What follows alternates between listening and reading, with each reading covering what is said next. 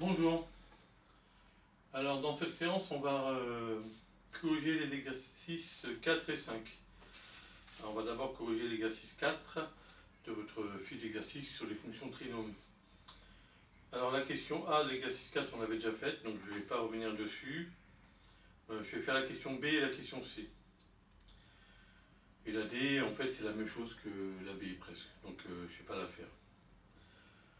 Alors, pour la question B, on a g de x qui s'exprime de la façon suivante. G de x égale x au carré moins 2x plus 9. Donc c'est une fonction polynôme du second degré. Avec a égale 1, b égale moins 2 et c égale 9. Et on nous demande donc le tableau de signes.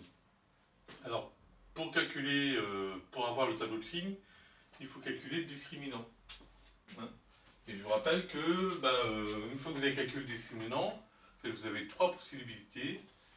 La première possibilité, c'est que le discriminant est positif. Dans ces cas-là, le cours dit que le polynôme du second degré a deux racines, x1 et x2. On calcule de cette façon. Et la fonction, donc, polynôme du second degré, est du signe de a à l'extérieur des racines et du signe de moins a à l'intérieur des racines. Si delta égale 0, on a une solution qui annule la fonction.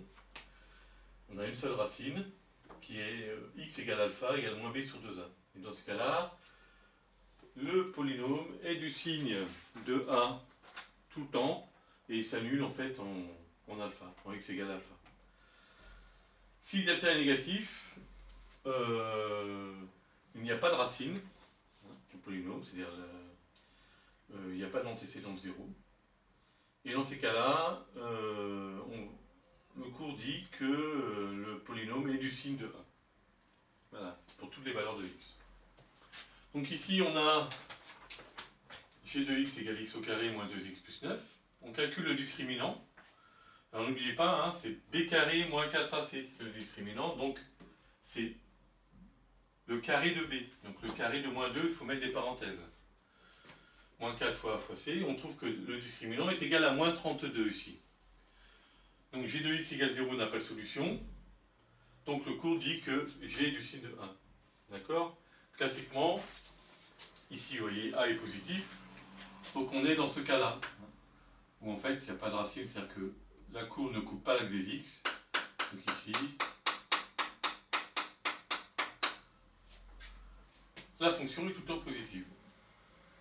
Pour le cas de g, la fonction g. Donc le tableau de signes est le suivant. G de x est du signe de a est positif.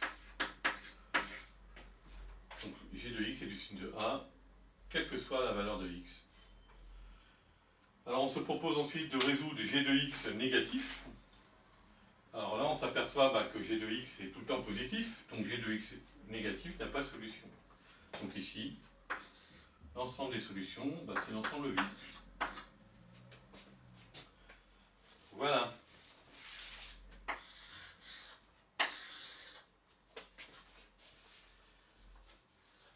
Alors, on va passer à la question C.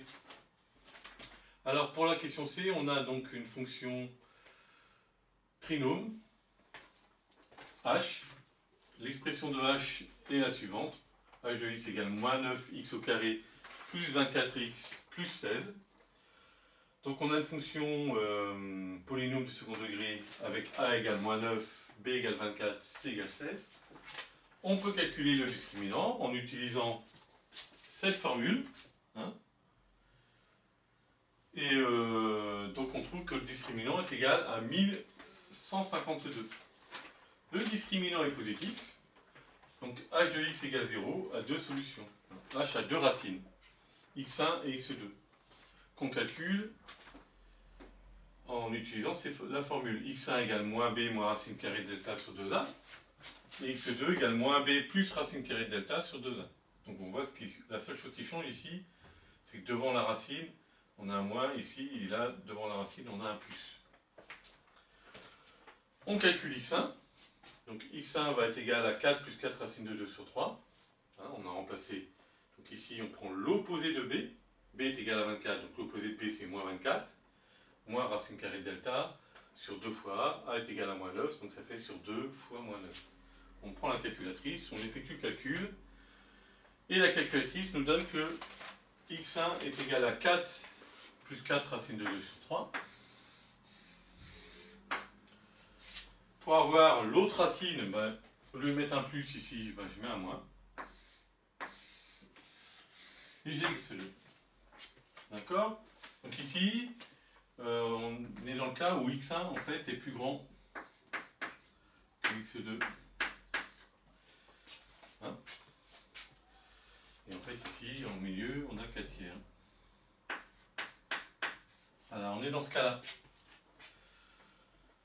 Alors donc le tableau de signes, hein, le cours nous dit que h est du signe de a à l'extérieur des racines et du signe de moins a à l'intérieur des racines.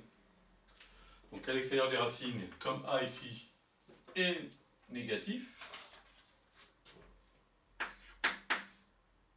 hein, a égale moins 9, bien, à l'extérieur des racines c'est négatif, à l'intérieur des racines c'est positif.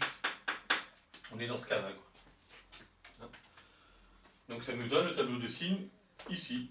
Alors n'oubliez pas de mettre les valeurs exactes ici, hein, pour x1 et x2. Et n'oubliez pas d'écrire que pour x1 et x2, enfin x1 est ici, x2 est là, la fonction s'annule. Hein. Donc voilà le tableau de signes. Une fois qu'on a le tableau de signes, on peut résoudre l'inéquation h de x supérieur ou égal à 0. Alors il suffit de regarder le tableau de signes. Hein. H de x supérieur ou égal à 0, c'est-à-dire que h de x est positif ou nul, ça correspond à toute cette région-là, pour x. Donc à toute cette région-là. D'accord? Donc la solution, c'est l'intervalle, hein, et donc x appartient à l'intervalle 4 moins 4 racine de 2 sur 3, 4 plus 4 racine de 2 sur 3. Et comme c'est supérieur ou égal à 0, on a droit à l'égalité, à égal 0. Donc on peut prendre les valeurs x1 et x2.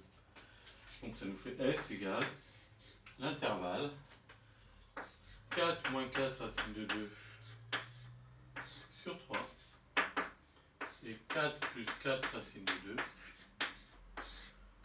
sur 3.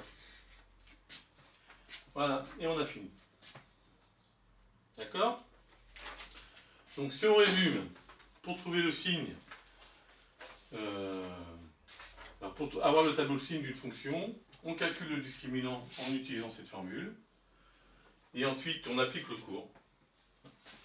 Donc si le discriminant est positif, c'est du signe de a à l'extérieur de racine, de moins à l'intérieur, donc il faut calculer les racines.